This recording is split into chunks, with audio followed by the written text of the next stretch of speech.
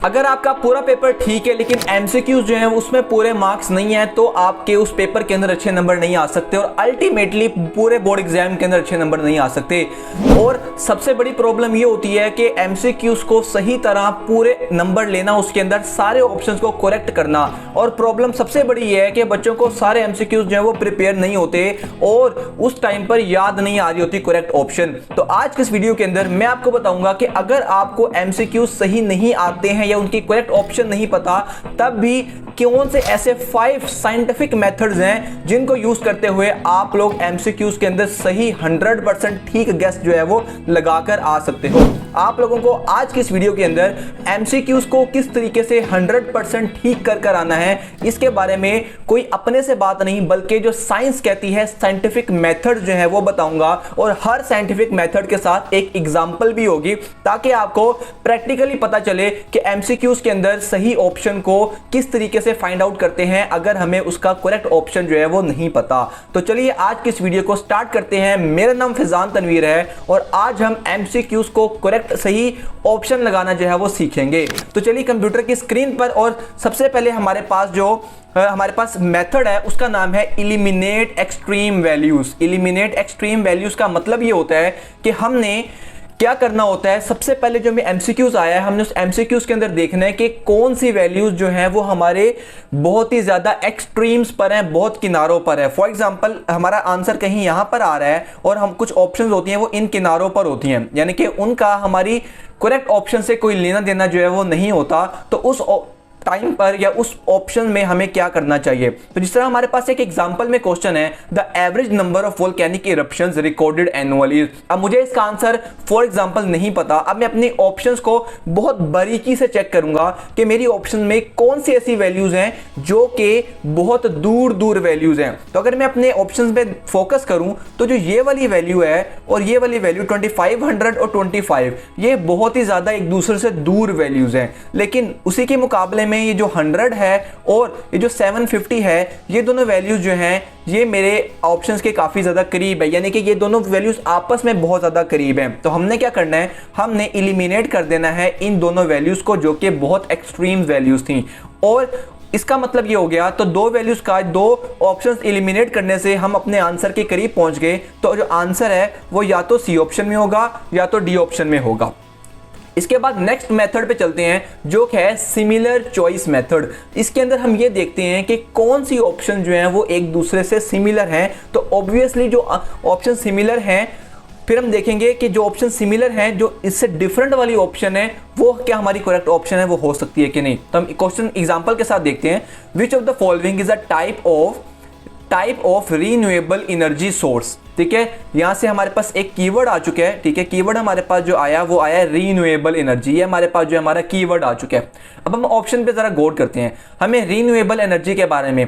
तो सबसे पहले ऑप्शन है नेचुरल गैस, उसके बाद है जियोथर्मल एनर्जी, फिर है कोल और फिर है न्यूक्लियर। ठीक है, अगर हम अपने इन ऑप्शंस पर गौर करें तो ये जो नेचुरल गैस होती है ये एक नॉन रीन्यूएबल एनर्जी होती है, यानी कि ये दोबारा से नहीं बन सकती। कोयला ये भी एक नॉन रिन्यूएबल एनर्जी है और न्यूक्लियर जो है ये भी एक नॉन रिन्यूएबल एनर्जी है। तो हमने क्या किया, हमने सिमिलर चॉइसेस को देखा। तो इसका मतलब है कि सारी ये सिमिलर चॉइसेस हैं, तो ये ऑप्शन हमारी जो है वो एलिमिनेट हो जाती हैं। और लास्ट पर जो हमारे पास करेक्ट ऑप्शन, जो लाइकली करेक्ट ऑप्शन होगी वो हमारे पास ये इन जियोथर्मल वाली होगी। इसके बाद नेक्स्ट ऑप्शन है वो है अम्ब्रेला ऑप्शन स्ट्रेटेजी। अब अम्ब्रेला का मतलब ये होता है कि ऐसी ऑप्शन जिसके अंदर काफी ज्यादा चीजें जो है वो कवर हो जाएं। ठीक है, फॉर एग्जांपल जैसे हमारा एक अम्ब्रेला होता है, यानी कि इस अम्ब्रेला के अंदर काफी ज्यादा ऑप्शन जो है वो हमारी जो यहाँ पर कवर हो जाएं, वो ऑप्शंस 98% जो है वो ठीक होती हैं। अब अगर हम इसका क्वेश्चन पढ़ते हैं, what is the primary purpose of using logarithm in mathematics. ठीक है, अब हम इसका आंसर नहीं पता लेकिन हम इसकी ऑप्शंस पढ़ना स्टार्ट करते हैं। To solve equations involving exponent, to calculate area under curves, find the slope of the tangent line, to simplify complex fractions. तो अब ये जो लास्ट वाली जो तीनों ऑप्शंस हैं, ये तीनों ऑप्शंस बड़ी स्पेसिफिक होती हैं, यानी कि एक खास पॉइंट पर लाई करती हैं। जबकि जो फर्स्ट वाली ऑप्शन है to solve equations involving exponent, ये एक अम्ब्रेला ऑप्शन है, यानी कि इस ऑप्शन के अंदर काफी ज्यादा डिफरेंट ऑप्शंस भी कवर हो जाती हैं। तो डेट्स वाई अब देखो ये जो एक्सपोनेंट है हमारे, एक्सपोनेंट के अंदर हमारे पास और भी ज़्यादा चीज़ें जो है वो कवर होती हैं, यानी कि इसके अंदर हमारे पास कॉम्प्लेक्स फ्रैक्शन भी आती हैं, टेंजेंट लाइन वाली ऑप्शन भी आती है। तो इससे हमारी जो करेक्ट ऑप्शन होगी वो कौन सी होगी, वो होगी हमारे पास, या जिसके सबसे ज़्यादा चांसेस हैं करेक्ट होने के, वो है ये ऑप्शन नंबर ए, ये फर्स्ट ऑप्शन हमारी।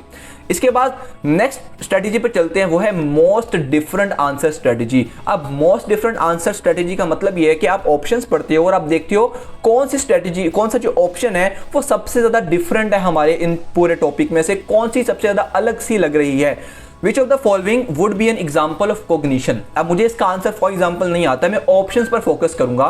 तो मेरे पास सबसे पहले ऑप्शन है ड्राइविंग अ कार, ठीक है, अगली है स्विमिंग, नेक्स्ट है हाइकिंग और लास्ट है स्टडिंग फॉर एग्जाम्स। अब आप नोट करो तो जो पहली तीन ऑप्शंस हैं ये तीनों जो हैं ये फिजिकली कोई काम को करने पर फोकस कर रही हैं, कार ड्राइव करना, स्विमिंग करना, हाइकिंग करना, तो ये तीनों जो है ये एक जैसी ऑप्शंस हैं। तो हम देखेंगे ये जो स्टडिंग फॉर एग्जाम है ये एक डिफरेंट ऑप्शन है, ठीक है, ये ऑप्शन क्या है, सबसे ज्यादा हटकर है, सबसे ज्यादा डिफरेंट आंसर है इसका। तो मोस्ट लाइकली हमारी जो ऑप्शन होगी वो यही वाली ऑप्शन होगी।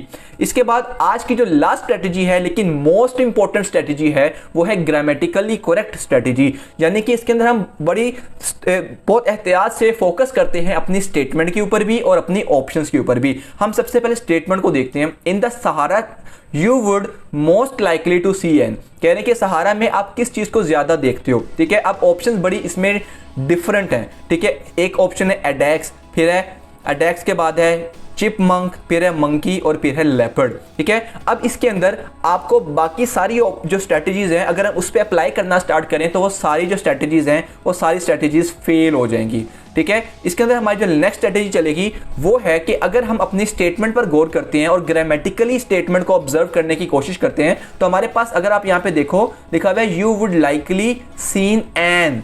अब ये मैंने एन जो वर्ड देखा ना, अब एन आपको पता है कि एन जो होता है वो हमेशा वाउल के साथ आता है, ठीक है, जिसको हम वाउल बोलते हैं, ए ई आई ओ यू। ये हमने सारा कुछ छोटी क्लासेस में पढ़ा हुआ है। इसका मतलब है जिस तरह अम्ब्रेला होता है तो हम लिखते हैं एन अम्ब्रेला, एप्पल होता है तो एन एप्पल।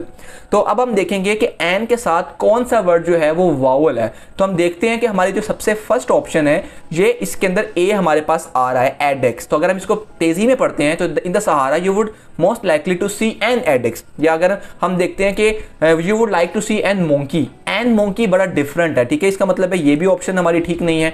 एन चिंपंक ये भी हमारी ऑप्शन ठीक नहीं लगती। एन लेपर्ड नहीं होता, एन एडेक्स जो है वो हो सकता है। तो हमारी जो करेक्ट ऑप्शन है वो ऑब्वियसली एडेक्स ही होगी। तो ये वो ऐसी 5 स्ट्रेटेजीज हैं जो कि मैंने आप लोगों के साथ शेयर की हैं, जिसके अंदर अगर मैं रिवाइज कराऊं तो हमारे पास सबसे पहले जो स्ट्रेटेजी थी वो थी एलिमिनेट एक्सट्रीम वैल्यूज। इसके अंदर हम अपनी सारी वैल्यूज को, एक्सट्रीम वैल्यूज को अलग कर देते हैं तो हम अपने आंसर के करीब पहुंच जाते हैं। नेक्स्ट है सिमिलर चॉइस स्ट्रेटेजी। इसके अंदर हम देखते हैं कौन सी सिमिलर वैल्यूज हैं, उसके अलावा वाला जो होगा हमारी करेक्ट ऑप्शन हो सकती है। इसके बाद है अम्ब्रेला ऑप्शन स्ट्रेटेजी। इसके अंदर हम देखते हैं कौन सी ऐसी ऑप्शन है जिसके अंदर मल्टीपल ऑप्शंस कवर हो पा रही हैं, तो मोस्ट लाइकली वो हमारी करेक्ट ऑप्शन होती है। इसके बाद है मोस्ट डिफरेंट आंसर स्ट्रेटेजी। इसमें हम ये देखते हैं कि सब में कौन सा सबसे डिफरेंट वाला आंसर है, किस आंसर का ज्यादा ताल्लुक बाकी ऑप्शन से नहीं है।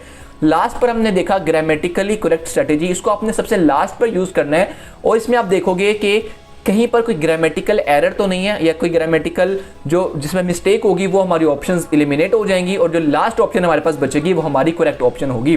तो ये थी वो 5 स्ट्रेटजीज, वो 5 साइंटिफिक वेज जिससे अगर आप तुक्का लगाने बैठते हो, कोई गेस लगाते हो अपने एमसीक्यूज के अंदर तो 99.9% ये गारंटी है कि आप उस ऑप्शन को ठीक लगा कर आओगे और आपके एमसीक्यूज के अंदर अगर 10 एमसीक्यूज है तो 10 आउट ऑफ 10, 12 एमसीक्यूज है तो 12 आउट ऑफ 12, 15 एमसीक्यूज है तो 15 आउट ऑफ 15, 17 एमसीक्यूज है तो 17 आउट ऑफ 17, 20 एमसीक्यूज है तो 20 आउट ऑफ 7। और अगर आप कोई एंट्री टेस्ट दे रहे हो और 200 एमसीक्यूज भी हैं तो 200 के 200 एमसीक्यूज आप जो है वो ठीक कर आ रहे होंगे।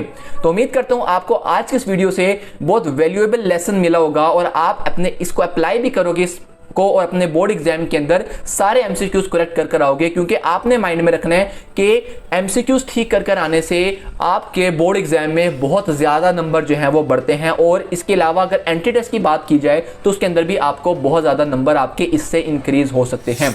तो अगर तो आपको आज की वीडियो पसंद आई है तो इस वीडियो को अपने दोस्तों के साथ लाजमी से शेयर करना है, और कमेंट के अंदर आप बता सकते हैं कि आपको कौन सी नेक्स्ट वीडियो जो है वो चाहिए, कौन सा नेक्स्ट शॉर्ट कोर्स जो है वो आप इस चैनल पर देखना चाहते हो, जिससे आपकी स्टडीज के अंदर जो है वो मैं वैल्यू ऐड कर सकूं।